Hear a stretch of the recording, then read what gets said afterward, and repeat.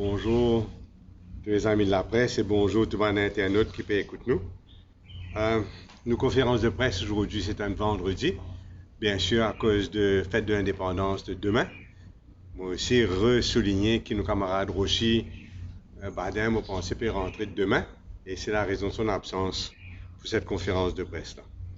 Nous avons plusieurs sujets extrêmement importants qui vous prennent pour moi-même et mon collègue. Je suis content qu'on commence sur un sujet très important, c'est la pension. Et particulièrement dénonce une politique ultra-capitaliste de M. Padayati, ultra-capitaliste de M. Padayati, qui pénalise énormément tous ceux au bas de l'échelle et plus particulièrement les pensionnaires. Parce que ce politique ultra-capitaliste qui permet, tout à l'heure nous prendrons en plus de détails, une dépréciation accélérée de la roupie qui entraîne une inflation galopante qui lui pénalise énormément le pouvoir d'achat des pensionnaires et tous ceux au bas de l'échelle. Après les élections de 2019, le gouvernement augmente la pension à 9 000 roupies. Il finit resté fixe depuis cette époque-là, depuis plus de 2 ans. Quand il finit resté fixe, mais le coût de la vie augmente énormément. De ce fait, le coût de la vie augmente tellement, elle augmente différemment pour chaque catégorie de personnes. Les très riches, les moins riches et les pensionnaires affectés différemment par la dépréciation de la roupie, par l'inflation, parce que l'achat, c'est différentes choses. Et nous tous connaissons, par exemple, un vieux dépense beaucoup plus d'argent sur les médicaments. Et donc, nous calculons qui, dans sa 9 000 roupies, qui tu peux gagner comme pension, il y a 2 ans et quelque chose, sa 9 000 roupies-là, plus de 2 000 roupies là-dedans, finissent disparaître en termes de pouvoir d'achat. C'est à 9 000 roupies-là, sur valeur, ces affaires qu'ils ont achetées aujourd'hui, comparé à novembre 2019, les 2 000 roupies moins.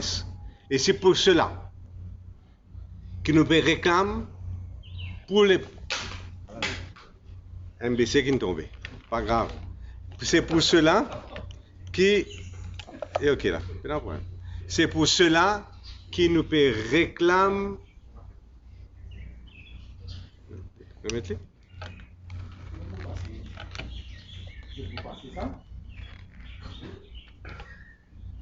Allez, c'est bon?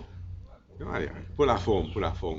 Alors, c'est pour cela que nous réclamons lors du prochain budget, dans quelques mois, qui nous augmente la pension de vieillesse de 9 000 roupies à 11 000 roupies pour chaque pensionnaire, retraité, handicapé et toute bonne catégorie de personnes qui recevront la pension universelle. De 9 000 roupies à 11 000 roupies immédiatement. Et ça, il n'est pas pour représenter une vraie augmentation, mais simplement un rétablissement du pouvoir d'achat de ce que sa pension a représenté quand il augmente en novembre en 2019. Comprends-moi bien. Ça, ce n'est pas une vraie augmentation, c'est un rétablissement de la situation. Et bien sûr, au-delà de 11 000 roupies, c'est augmenté. Là, il représente une vraie augmentation de la pension. Donc, c'est la première chose. Donc, sa politique ultra-capitaliste-là peut détruire la valeur de la pension que recevra par le Mauricien. Seconde affaire, nous tous connaissons aussi que les pensionnaires, surtout la classe moyenne, tout ça, vous êtes content de garder un petit casse dans la banque. Vous êtes content de garder un petit casse si vous êtes malade, si vous êtes besoin, garder un petit casse. Mais aujourd'hui, l'inflation qui fait déclarer à 9% il y a quelques jours, ça c'est officiel. Inofficiellement, les problèmes 12%. Ça, l'inflation-là qui les fait, détruire toute la valeur des économies qui les pensionnaires font faire. Toujours la vie, ils ont fini économiser un petit peu.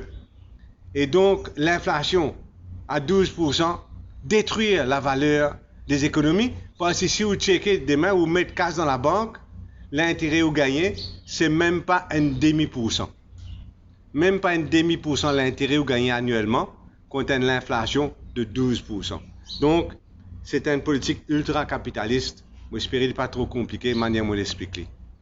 Mais moi aussi, besoin de dénoncer une troisième affaire, le retard dans le paiement aux pensionnaires.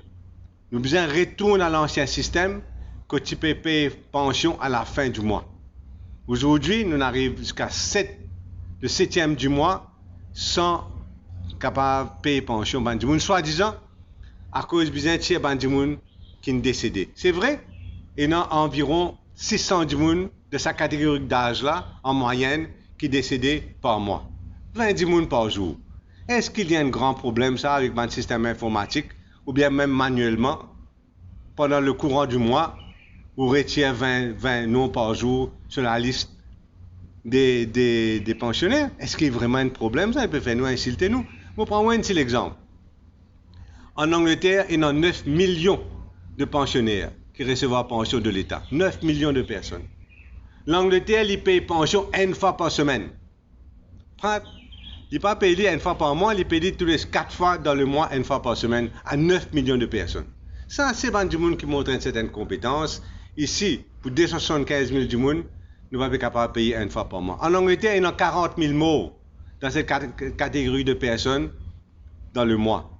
Ici, il ne peut que 600 morts. Donc, nous avons face à nous un incompétent qui peut gouverner le pays et qui peut servir une excuse pour masquer notre propre incompétence. Second sujet que je vous prends, c'est au niveau dialysé. C'était moi qui fait une bataille à l'époque avec mon camarade Bolsonaro, etc., pour faire amener la justice à travers dialysé. Nous tout rappelle qui manière dialysé au début du Covid, tu peux mort par dizaines de personnes, nous besoin dire, tu peux mort, mauvais traitement, tu mets des autres dans l'hôtel, tu es presque incarcéré dans l'hôtel, manger, pas bon, pas dans l'internet, tu es dans mauvais traitement. So, tu coupes des autres familles, tu refuses les bonnes familles, viennent rester aux autres dans la chambre, etc. Tu maltraites. Le mot c'est ça, tu maltraites les autres. Traite les autres presque comme indésirables. Ferme les autres dans l'hôtel, dans le sud. Et beaucoup là-dedans finissent morts. Parce qu'ils peuvent même passer dans la distanciation sociale dans une van, permet les autres de faire dialyse, l'appareil, pas adéquat, l'appareil, tu malpropre, ils finissent infectés, ils finissent morts. Et je soulève une question, un PNQ le 20 avril, et quelques jours après, le gouvernement fait nomme un fact-finding committee. Mais ce fact-finding committee là, il y a des affaires dans ce fact-finding committee là. Et non, les circonstances qui n'arrivaient, à qui la faute. Ça, il y a un second, une recommandation. Qui recommandation fact-finding committee pour faire pour que ce genre de choses n'a plus arrivé dans l'île Maurice? Premièrement, il n'y a aucune esquisse pour ne pas publier une recommandation du fact-finding committee. Il n'y a aucune esquisse. Second, l'esquisse qui peut servir pour premier partie rapport là, c'est-à-dire qui n'arrivait exactement, à qui la faute, soi-disant peut cacher derrière bandialisé, soi-disant peut dire pas capable d'une circonstances personnelles, d'un problème médical. Moi, je connais qui bandialisé, et les parents bandialisés qui finissent morts, peut insister pour que ce rapport-là rende public, malgré bien sûr que ça peut dévoiler certains problèmes personnels. Et donc, je fais un appel à bandialisés, à les parents qui sont morts, mettre pression sur le gouvernement, faire une pétition pour qu'ils nous capables de gagner une publication in toto de ce rapport du fact-finding committee là, besoin capable situer une responsabilité, parce qu'il y a une responsabilité politique là-dedans. Il y a une décision politique que le ministre Jacques Attal et son équipe lui-même prend concernant la vaccination, concernant la manière de traitement, concernant l'incarcération, ça va dans des conditions inacceptables, presque inhumaines. Ça, c'est pas une décision politique. Et puis, s'il peut cacher ce rapport-là, c'est un autre cover-up.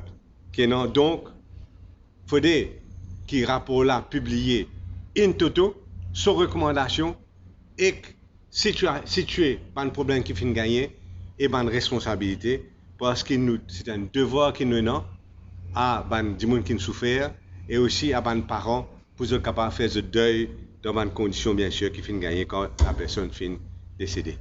Voilà donc, je suis content maintenant de demander à Paul Béranger de prendre la parole.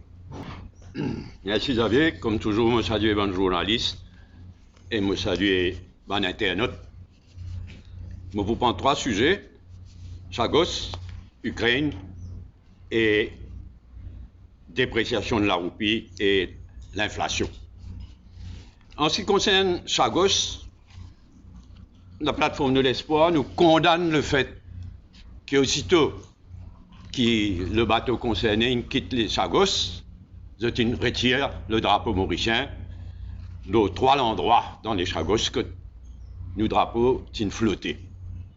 Nous condamnons les Anglais, les Britanniques pour cela. Je dois rappeler que le 12 février, nous avons fait une conférence de presse. Quand nous avons dit, le gouvernement Maurice pas peut dire, nous n'avons rien. Donc nous vous fiers à ce que l'avocat de Maurice, Philippe Sands, dit dans The Guardian du 8 février. On rappelle les autres, qui viennent dire dans The Guardian qui, Bonaire en décembre, de cette année-là, Maurice informe la Grande-Bretagne qui fait sa gauche pour une scientific survey. Et Maurice, d'après toujours Philippe Sands, dit qu'ici, nous pas gagné confirmation de la Grande-Bretagne qu'ils n'ont pas pour empêcher, qu'ils n'ont pas pour gêner sa visite là, ah ben, Maurice pourrait rentrer une caisse devant la Cour internationale. Et là, Philippe Sands dit the UK blinked and sent a note back saying they would not impede the voyage. Ça veut dire, d'après Philippe Sands, en ligne craqué, il dit non, nous pas interférer dans sa visite là. Je me rappelle que le même jour, dans sa conférence de presse là, le 12 février, ça, Philippe Sands paraît dans le 8 février Guardian, le 12 février, nous avons fait une conférence de presse, mais maintenant qu'il est anglais, non seulement il permet d'autres retirer nos drapeaux, mais qu'il y a nous là. Il dit à nous que le gouvernement Maurice, il couillonne du monde. Il parle d'un scientific survey, après il fait un political stunt. En d'autres mots, on peut dire que le gouvernement Maurice, il couillonne des autres. Mais nous, on doit connaître la vérité. Nous condamnons les Britanniques, mais nous voulons connaître la vérité, c'est pourquoi nous avons aussi demandé le 12 février. Si qu'il sa note que Philippe Sands dit au gouvernement Maurice est envoyée à Londres, et si qu'il sa note que Philippe Sands dit à Londres fin envoyée à l'île Maurice. Nous avons droit connaître, si pas les Britanniques, qui ce qu'ils ont pu dire après qu'ils ont osé retirer nos drapeaux dans ces 3 endroits dans Chagos. Mais en tout cas, nous condamnons fermement le fait que la Grande-Bretagne, première occasion, il retire le drapeau mauricien, le Perros-Panos, Salomon et le récif de Blenheim. Deuxième point, Ukraine. Je dois rappeler, quand nous condamnons l'agression russe en Ukraine, nous condamnons aussi que le président Poutine qui brandit la menace nucléaire. C'est bien irresponsable et bien dangereux de ce part. Maintenant, la Grande-Bretagne et Britannique, la Grande-Bretagne, et États-Unis, je fear que Russia could be setting stage to use chemical weapons. Je viens de dire à nous qui manière de péguer les choses, États-Unis et Grande-Bretagne, il paraît que la Russie peut préparer le terrain pour les servir des hommes chimiques. Pardon. Nous condamnons ça. Nous condamnons. On rappelle aux autres qu'il y a un traité, une convention internationale, un traité international qui interdit l'usage de hommes chimiques. Il remonte, il prend effet en 1997, tout pays du monde insigné, y compris Maurice, y compris l'Ukraine, y compris la Russie. Donc, il ne faut pas du tout à le calcul pour le service d'armes chimiques par un pays qui, eux-mêmes, ont signé sa convention interdisant les armes chimiques. La situation est bien, bien grave. Nous renouvelons nos condamnations à l'agression russe là, et il est bien triste, il est bien dommage qu'il y ait un vrai pourparler entre l'Ukraine et la Russie, pas encore commencé, pas encore débouche, l'aurait cessé le feu. C'est pourquoi nous condamnons à nouveau l'agression russe là et nous disons pas question de servir de menace nucléaire ni de faire référence à une arme chimique, comment on dit, interdite par la Convention de 1900 qui prend effet en 1997. Comment nous l'avons à ce sujet-là, nous sommes contents, dans la mesure de notre possible, demander à Mauriciens établis en Europe, donne un coup de main qu'ils sont capables de donner à des Mauriciennes qui nous quittent l'Ukraine vite, ou à des Ukrainiens qui sont en grande difficulté. Beaucoup de familles européennes donnent un coup de main, c'est qu'ils nous capables de faire une famille mauricienne établie en Europe, les bons qui aussi donnent un coup de main. Troisième et dernier point, dépréciation de la roupie, l'inflation. On nous connaît l'inflation paye tout le monde, littéralement. Là, chiffre officiel, l'inflation arrive 9% par an. Les plus que 9%. Ça vient de servir le chiffre de 12%, il est probablement même plus, mais en tout cas, nous guettons 12%. L'inflation, sur cause principale, c'est la dépréciation de la roupie. Depuis dernière élection, la roupie nous perdit, quand nous prenons tout de devises étrangères, nous faisons une moyenne, depuis dernière élection, la roupie nous perdit plus qu'un quart de sa valeur, comme vous aviez dit tout à l'heure, là, concernant les pensionnés d'ailleurs. J'ai servi l'Ukraine comme un prétexte. Là, dorénavant, tout va une augmentation de prix qui prennent, mais ça l'olé de l'Ukraine. Avant, c'était Covid. Arrête en bête. Raison principale de l'inflation, c'est aussi dépréciation de la roupie. Et il peut continuer. Chaque mois peut continuer à déprécier. Et qui est le but de sa dépréciation qui peut continuer là? C'est remplir la caisse gouvernement. À travers la dépréciation, la Banque de Maurice, se banque de réserve augmentée de façon artificielle, mais il a l'argent là. Alors, déprécier, banque de réserve, la Banque de Maurice augmentée, le gouvernement prend là-dedans, avec complicité de la Banque de Maurice, les pliés dans la Banque de Maurice, et puis il n'y a aucune indépendance, prend ça l'argent là pour financer certaines dépenses, pour financer le budget. Ça, besoin arrêter, besoin mettre fin à sa dépréciation continue de la roupie. Et là, quand je lève le key repo rate de la Banque de Maurice à 2%, il n'est pas pour aucune l'inflation, il n'est pas pour aucun l'effet de l'inflation, il n'est pas pour freiner l'inflation dans aucune façon. Au contraire, peut-être. Donc, arrête de déprécier. Première chose à faire. Toujours dans ce sujet-là, prix l'essence, prix diesel, je dois rappeler qu'il nous dit, il y a 4 taxes qui, quand nous mettons ensemble, ils représentent 9 roupies par litre de l'essence. Nous disons, tiens, ces 4 taxes-là, mettez-les dans le budget, c'est qu'ils ont envie, le subsidierie, la farine,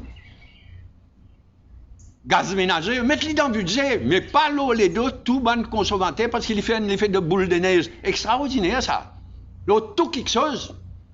Nous, on a déjà une situation que nous pouvons dire, tiens, ça, 9 roupies de taxes, ça, 4 taxes, ça, au moins. Mais là, il y a l'autre pays, là, ces derniers jours, là, surtout l'Irlande, qui est un pays solide, Zotin commence à retirer excise duty. L'or, diesel, l'essence, etc. Avec raison. Mais ici, le sac litre de l'essence il y a 12 roupies de excise duty. Ici, nous, tu peux dire, tiens, ça, 4 taxes injustes, qui n'ont l'effet boule de neige. Mais dans les autres pays, quand on a sa qualité de taxe injuste, là, quand on peut diminuer excise duty, comme l'Irlande m'aurait dit, Ali, quand on peut diminuer, mais prends l'exemple, prends les sons, prends l'exemple. Et là, probablement, la Grande-Bretagne, lui aussi, il vous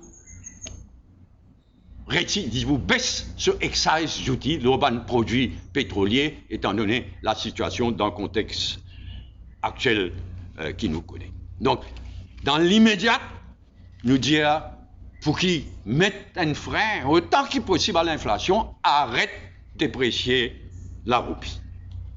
Merci. Bonjour les amis de la presse et tout le monde qui peut aider nous grâce à l'Internet. Au propos de 2 sujets.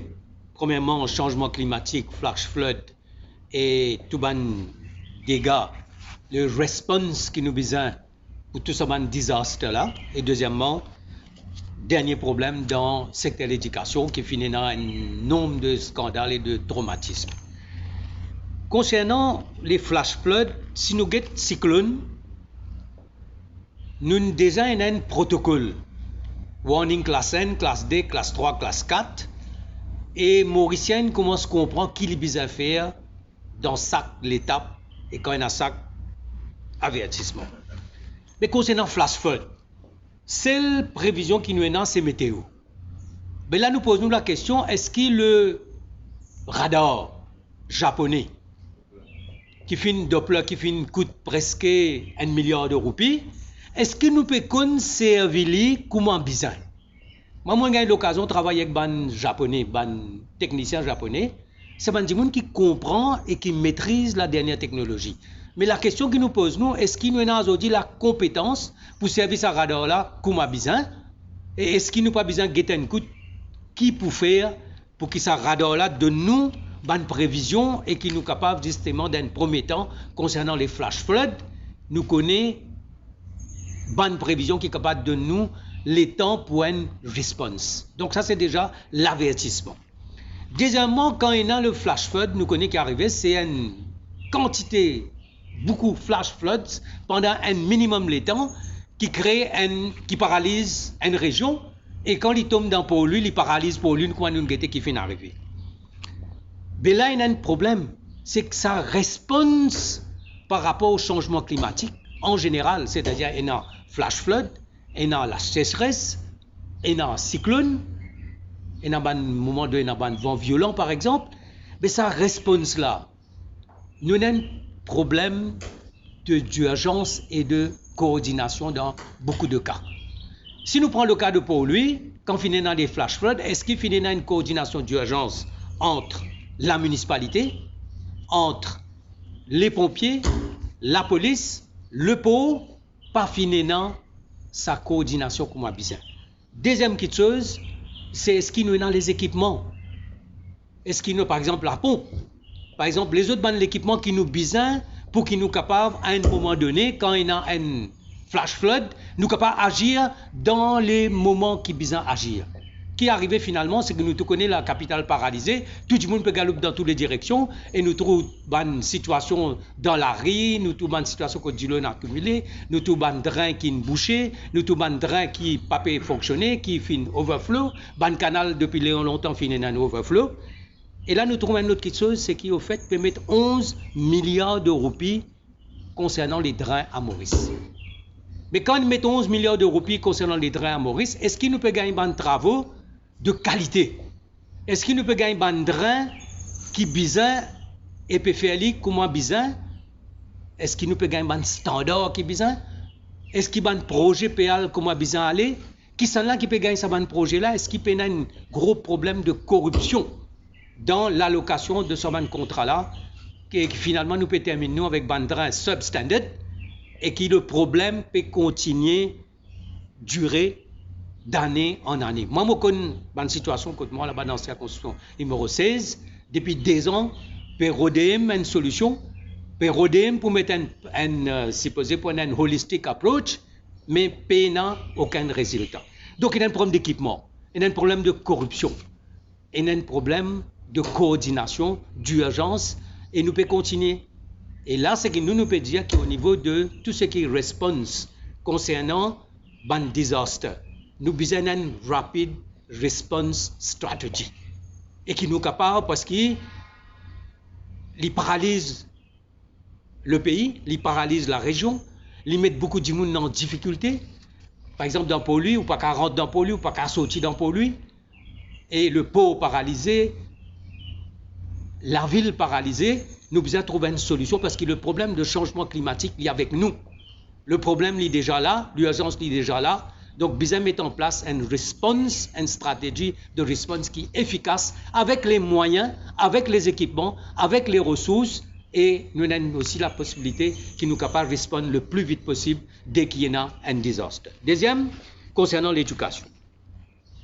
Nous posons la question, Madame la ministre, est-ce qu'il comprend vraiment ce qui peut passer dans ce secteur? Est-ce qu'il souhaitait vraiment un partenariat avec tous les stakeholders dans ce secteur-là? Les professeurs, les parents d'élèves, les institutions, les managers, les propriétaires de collèges, est-ce qu'ils vraiment les souhaitent un climat de sérénité, qui est un vrai dialogue, et non pas prendre une mesure arbitraire, comme on finit venir, nous finissons dénoncer un certain nombre concernant quand l'école est rentrée, quand l'école concernant les examens, tout ce genre d'affaires-là, et aujourd'hui nous trouvons une méthode, c'est une méthode arbitraire, pénant un vrai dialogue avec les stakeholders, et là nous trouvons le dernier qui chose en date, c'est qu'il y a un antagonisme maintenant avec tout les managers et tout les collèges privés et collèges professionnels dans certains cas. Ils concernent 56 000 enfants. Et si nous prenons à peu près, il y a 250 000 enfants qui sont à l'école, la moitié à l'école primaire, ça veut dire qu'il y a 100 000 enfants dans un collège secondaire. Si nous prenons 56 000 enfants, ça veut dire que nous pouvons prendre une grande majorité de bons enfants. Et qui sont dans un collège? Ban collège secondaire privé et ban collège confessionnel. D'un côté, c'est ban élèves qui brillants, et de l'autre côté, c'est ban enfants qui sortent dans une classe défavorisée, qui sortent dans une région défavorisée. Alors, nous pouvons trouver nous avec cette fois-ci le ministère qui antagonise ban manager, c'est ban monde qui est respectable, c'est ban monde qui est responsable, qui dédie à l'éducation, qui finit investi dans ce secteur-là depuis des années, et qui attendent quand même qu'il y ait un retour à l'investissement. Parce qu'ils peuvent dédier eux, ils peuvent donner les temps, et ils finissent dédier eux pendant des années, nous tout commence à passer, comme dans toute bonne région, dans toute bonne localité, et il y a une école qui permet énormément d'enfants, souvent, bonnes enfants de bonnes classes défavorisées, gagner une éducation et gagner l'avenir. Alors aujourd'hui, nous pouvons aller vers une menace de lockdown, nous pouvons une menace de fermeture symbolique, 80 collèges pédiatres comme ça qui peuvent faire qui fait pour une question de quantum, le rental, sorti 200 000 puis 300 000, mais le qui base fin calcul ça quantum là. Deuxièmement, fin propose de loan de Development Bank of Mauritius, et ban manager dit comme ça, mais si nous besoin une loan de Development Bank of Mauritius, mais nous avons une loan ailleurs. Et est-ce que ban professeur aujourd'hui, zot aussi, zot peine droit au chapitre, peine à dialogue, ni avec les parents. Et pour revenir avec les managers, c'est ban moun qui fin dédié à l'éducation, qui fin investir, et qui aujourd'hui, quand nous avons les coûts d'inflation, nous cause l'inflation, nous cause la dévaluation, dépréciation de la roupie, nous fin cause le coût de matériaux. Avec le coût de matériaux dans le secteur de la construction, est-ce qu'il nous peut trouver un manager de l'école qui peut prendre loan de la banque de développement ou d'un autre la banque pour venir rehausser le niveau de l'éducation avec un établissement, pour régler un établissement, pour upgrade un établissement. Quand aujourd'hui, par exemple, dans le passé, les computers, qui tombent dans une catégorie d'un élément qui te permettent, quand le gouvernement donne d'autres allocations chaque mois, computer tu rentres là-dedans, aujourd'hui computer pas rentre là-dedans, computer rentre dans un autre secteur, c'est-à-dire que le collège besoin investir lui-même. Alors nous dénonçons ça, nous en solidarité avec les managers, nous pouvons dire comme ça, Madame la ministre, encore une fois, rétablir un dialogue constructif, crée un climat de sérénité dans le domaine de l'éducation et amène tout le monde autour de la table et pas prendre une décision arbitraire, pas prendre un quantum arbitraire, mais tenir en compte les vrais besoins du secteur de l'éducation et tenir en compte les propositions, les doléances de tous les stakeholders. Voilà ce que je tiens pour dire sur ces thèmes-là. Merci beaucoup. Merci beaucoup, Nando.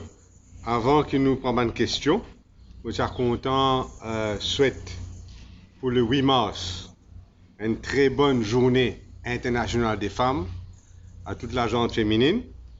Et bien sûr, pour le 12 mars, un très bon, très joyeux 54e anniversaire de l'indépendance. Mais au-delà des fêtes, ils demandent ces deux dates-là, demandent une réflexion profonde concernant le chemin parcouru, quand même un bon bout de chemin fait parcourir depuis l'indépendance en particulier, mais il y a aussi l'énorme travail qui reste à faire.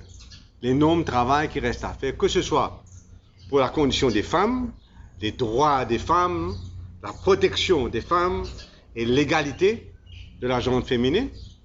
Ça, c'est extrêmement important que nous continuions nos réflexions et nos actions dans ce domaine-là.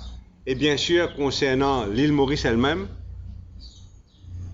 une réforme qui est nécessaire, de plus en plus apparent aujourd'hui, à notre constitution lui-même, mais aussi une mesure qui est besoin de prendre pour consolider l'unité nationale, permettre l'émancipation de chaque Mauricien, arrête la prolifération de la drogue, remettre une indépendance dans chacune de nos institutions, quelques pistes de réflexion, mais il y a encore beaucoup d'autres, l'environnement par exemple. Donc, ces deux dates d'anniversaire-là, de célébration, requièrent à nous à vie une réflexion profonde sur l'avenir. Merci et maintenant, place aux questions. S'il vous plaît, annoncez à qui la question est adressée. Merci. Au niveau de la pension universelle, il finit toujours une politique sacrée à Maurice de ne pas faire du ciblage, en particulier parce que quand on cible, ou tellement il y a peu de personnes qui peuvent sortir de la liste qui même pas vaut la peine tout ça tracas-là. Donc nous, en tout cas, concernant l'entente de l'espoir, nous ne sommes pas du tout en faveur du ciblage de la pension universelle. Mais ceci dit, nous avons exigé que le gouvernement agisse dans ses propres promesses, c'est-à-dire 9 000 roupies à 13 500 roupies à la fin de son mandat, monter graduellement sur le nombre des années, alors que, comme on nous connaît, le gouvernement applique CSG, commence à prendre taxes dans la main et des poches des contribuables, justement pour payer pension, alors qu'il nous trouve, au lieu que la valeur réelle des pensions, c'est supposé augmenter de 9 000 à 13 500, la valeur des pensions, qui sortit de 9 000, il arrive 7 000 roupies aujourd'hui, et c'est ça le vrai scandale, c'est ça qui du monde vraiment peut souffrir. Je suis content, il est tellement touchant cette question de pensionner, et aussi de orphelins, handicapés, même si à tout côté pensionné, moi je suis content, associé moi totalement à ce qui Xavier fait dire.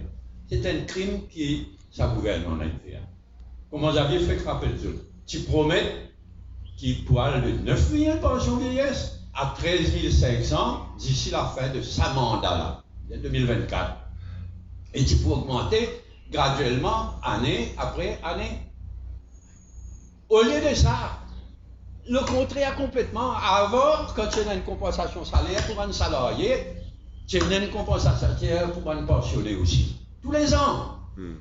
Non seulement pas une tenir de promesse qui, année après année, je peux augmenter ça 9 000 roupies là. Il reste 9 000 roupies, mais il y a aboli compensation salariale pour un pensionné. C'est un crime. Et c'est pourquoi j'avais avec raison de dire, besoin d'abord rattrape ceux qui vont pensionner une PLJ depuis dernière élection, parce qu'il n'y a aucune compensation salaire pour les pensionnés, veuves, orphelins, etc. Il est horrible ce que le gouvernement il fait. Il nous demande comment se rétablir ça, amène la pension, comment on avait dit, à ce qui sauve l'air, en attendant qu'il continue à augmenter. Surtout remettre compensation salariale, réintroduire année après année, mais donne une augmentation aussi pour qu'il nous arrive à ça 13 500 par mois, qui je te promets pour atteindre par état. Il y a une petite chose qui nous trouve extrêmement grave. Quand nous avons une toute manière, sa pension là, je dis combien est vital pour une personne âgée. Et dans beaucoup de cas, beaucoup de reportages, tout ça, la cause qui le coût de médicaments. Qui manière de dépense ça casse là. Dans les médicaments, paye loyer, mais il fait une misère terrible. C'est pour ça qu'il nous peut dire, nous, bien sûr, nous solidaires et retourne à un système qui tient avant et rétablit le quantum parce qu'il y a une promesse qui nous fait tenir au niveau de la population. Mais nous tous connaissons aujourd'hui que ça pensionne une vie vitale pour la majorité de bonnes personnes âgées. Il y en a déjà 200 000 à peu près. 275 000.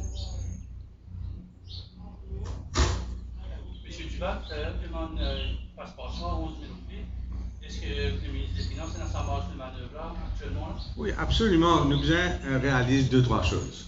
Premièrement, il peut, comme mon camarade Paul dit, il peut continuer de déprécier la roupie, justement pour être capable de mettre la main dans la poche de la Banque de Maurice. Première chose. Seconde chose, chaque pourcentage de dépréciation de la roupie, il amène une augmentation équivalente dans TVA qu'il prend principalement dans le pauvre. Ça nous tient clair, Laurent.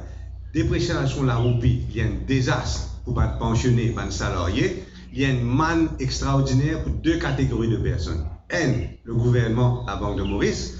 2, tout un exportateur. C'est ça nous peut créer, c'est ça qui est une politique ultra-capitaliste. N'importe qui qui peut exporter aujourd'hui, que ce soit dans le service financier, dans l'hôtellerie, etc.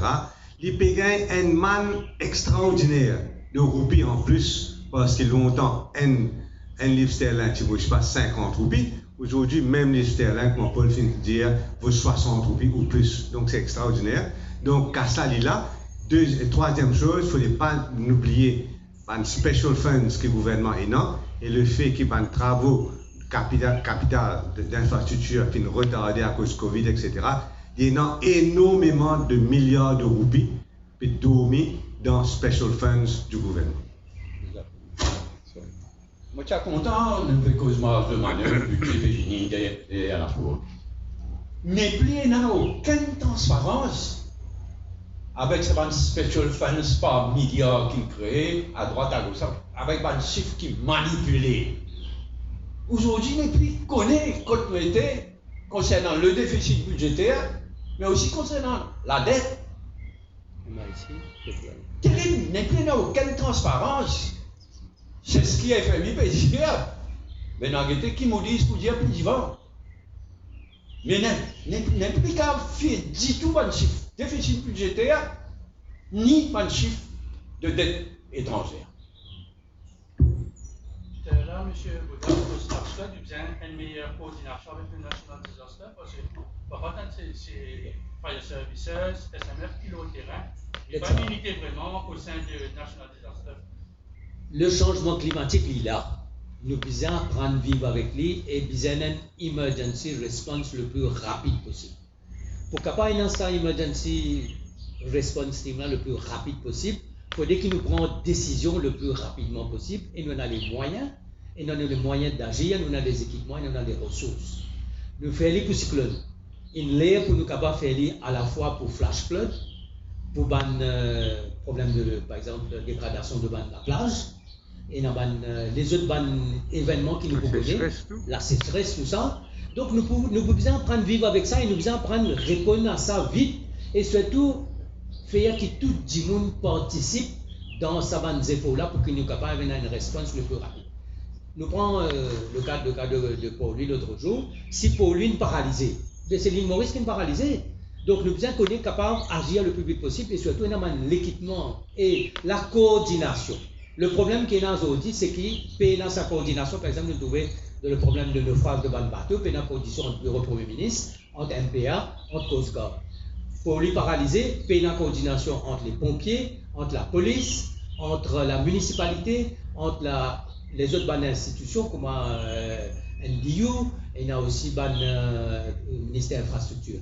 Donc, nous pouvons apprendre à vivre avec changement climatique et tout le désastre qu'il nous faut gagner. Et nous besoin dans sa coordination là pour qu'il nous capable de répondre le plus urgemment possible. Donc, dépréciation. C'est-à-dire que dépréciation, il y a amplifié la flambée des prix aux pétroliers, gaz, blé, sur le marché mondial. Absolument. Il y a une affaire commune qui affaire à nos importations. C'est que n'importe quel prix qui était, ou besoin de payer en devises. Et quand aux devises, ce coût augmenté, tout augmenté. Et quand vous prenez une augmentation de devise, disons une affaire qui coûte 25% plus cher à l'importation dans le port, et quand on ajoute TVA 15% sur le prix initial plus sur l'augmentation, l'étant ça importateur là, les points de sauvage sur le prix initial plus sur l'augmentation à l'importation, tout ça là, il vient, une affaire qui est capable de faire 500 ou plus cher à l'importation, mais quand il arrive dans le supermarché ou bien dans le magasin, il coûte 1000 roupies. C'est énorme.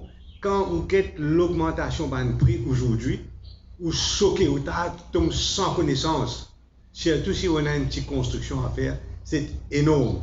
Et là aussi, nous avons besoin de dire, et ça c'est important, nous avons besoin de dénoncer profiteering. Beaucoup de compagnies peuvent faire profiteering. Peuvent mettre tout ça là, les deux supposément frais qui ont augmenté, alors que frais qui ont augmenté 2 ans de cela. Il n'est pas grave, explique l'augmentation aujourd'hui quand un frais qui ont augmenté 2 ans de cela.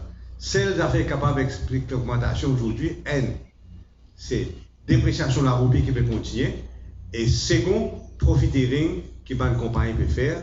Et moi, besoin aussi dire, soutenir ce que nos camarades Paul finit de dire, c'est-à-dire que l'Ukraine peut servir ça comme une excuse.